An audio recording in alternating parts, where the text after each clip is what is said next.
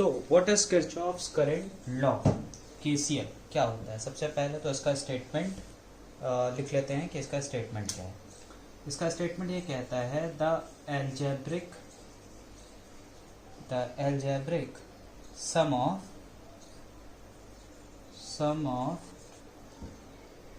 all the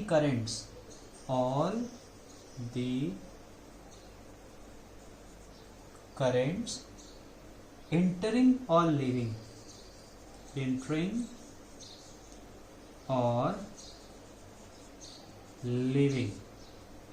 or leaving a node in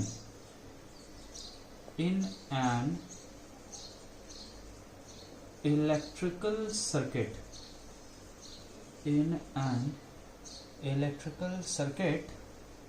क्या होगा? Is equal to zero.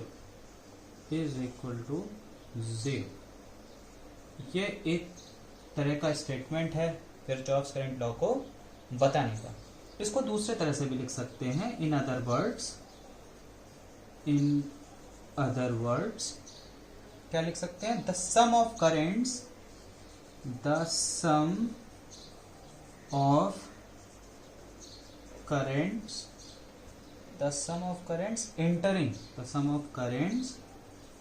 entering is equal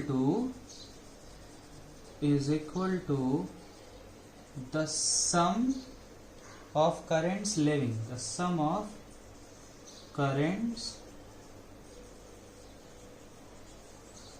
leaving in an electrical circuit at any node। ये दूसरा तरीका हो गया। तो इन दोनों तरीकों से हम किरचॉफ्स करंट लॉ को डिफाइन कर सकते हैं। लेकिन अब ये स्टेटमेंट बेसिकली कहना क्या चाह रही है? ये स्टेटमेंट हमें ये बता रही है कि जो चार्जेस होते हैं किसी भी इलेक्ट्रिकल सर्किट में वो कंजर्व होते हैं।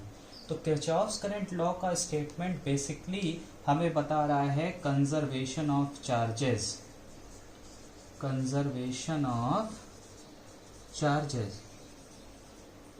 तो ये स्टेटमेंट बेसिकली सिग्निफाई कर रहा है कंजर्वेशन ऑफ चार्जेस को। अब आते हैं नोड पर। इस डेफिनेशन में नोड आया है, तो नोड क्या होता है? अब हम लोग एक काम करते हैं, नोड को भी समझ लेते हैं। नोड क्या होता है? ये तो बात हो गई किरचॉफ्स करंट लॉ की। इसको और थोड़ा सा समझने के लिए, एग्जांपल समझने के लिए हम क्या करते हैं, सबसे पहले नोड को समझ लेते हैं, क्योंकि नोड हमें पता होना चाहिए कि नोड होता क्या है। जब तक हम नोड के बारे में नहीं समझेंगे केसीएल कैसे अप्लाई करेंगे किसी सर्किट में। ओके, तो सबसे पहले नोड के बारे में जान लेते हैं। So what is node? Important term है। केसीएल समझना है तो नोड को समझना जरूरी है। तो सबसे पहले नोड को डिफाइन कर लेते हैं। अ connection point, okay, a connection point of several circuit elements is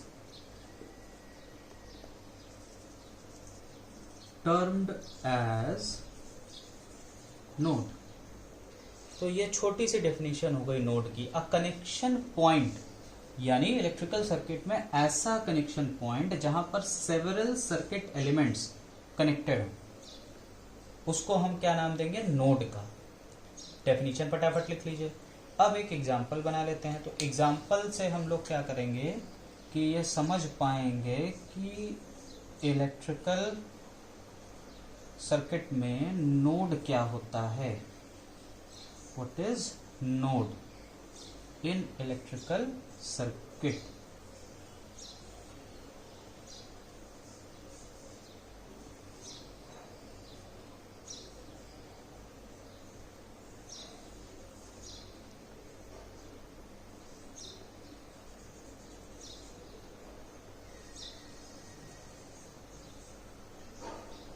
ये एक इलेक्ट्रिकल सर्किट है। फटाफट इस पॉइंट को ए नाम दे देते हैं, इस पॉइंट को सी नाम दे देते हैं, इस पॉइंट को डी नाम दे देते हैं, इस पॉइंट को ई नाम दे देते हैं और इस पॉइंट को डी।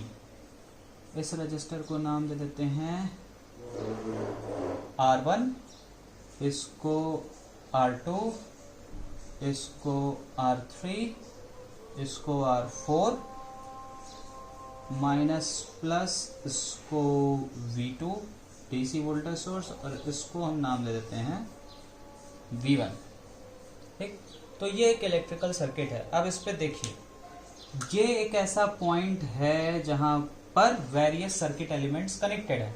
एक सर्किट एलिमेंट यहाँ पर वोल्टेज सोर्स कनेक्ट है और एक सर्किट एलिमेंट यहाँ रजिस्टर कनेक्टेड है, तो एक ये नोड हो गया। ठीक है, इसी तरह से एक नोड ये भी है ए, यहाँ पर एक यहाँ पे रजिस्टर कनेक्टेड है।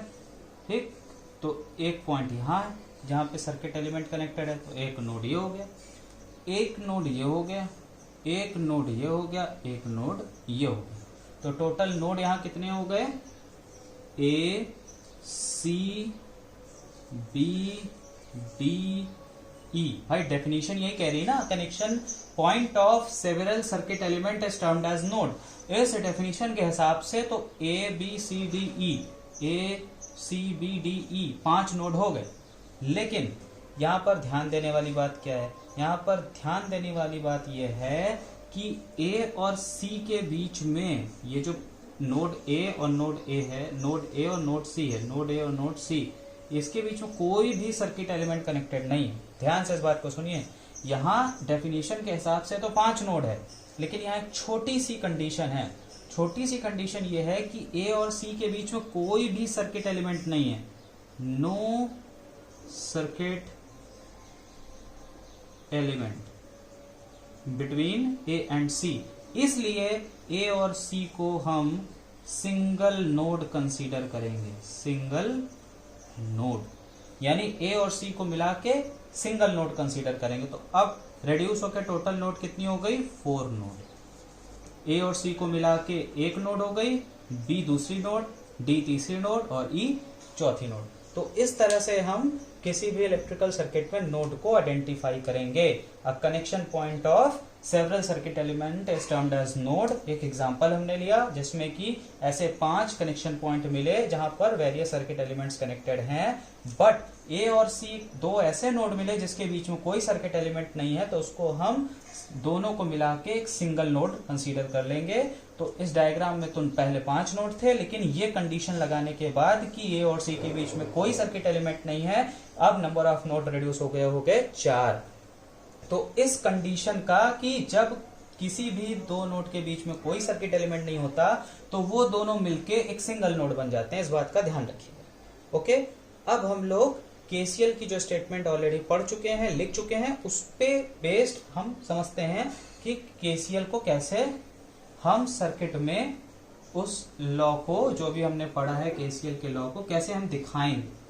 ठीक, कि टोटल करंट का सम 0 जो आपने लिखा था वो कैसे आप यहाँ पर दिखाएंगे। तो एग्जांपल के लिए हम मान लेते हैं कि इधर है करंट I1 और इधर आ रही है करंट लेट से I3 और इधर लेट से करंट जा रही है I4। ओके, और इधर से करंट आ रही है I2। तो इस पॉइंट पे अब हम केसीएल लगाते हैं, पॉइंट बी पे केसीएल एट पॉइंट बी। तो इस पॉइंट बी पे यानी कि नोड बी पे I1 नोड बी को लीव कर रही है यानी बाहर जा रही है। ठीक है, और I2 नोड बी पे एंटर कर रही है, I3 नोड बी पे एंटर कर रही है और I4 नोड बी से बाहर जा रही है यानी लीव कर रही है।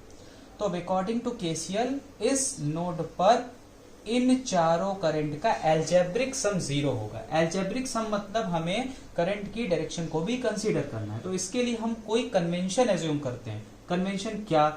जो करंट एंटर कर रही होगी हम उसको नेगेटिव ट्रीट करेंगे और जो करंट लीव कर रही होगी, लीविंग द नोड, उसको हम पॉजिटिव ट्रीट करेंगे।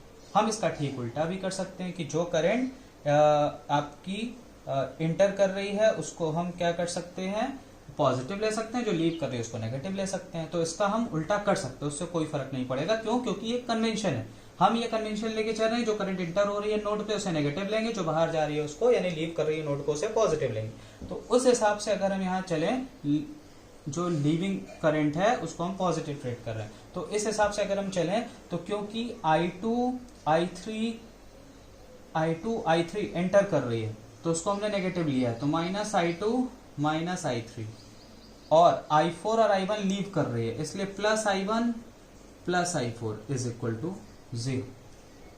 तो ये हो गया KCL, किरचॉफ्स करंट लॉ इस नोड पर।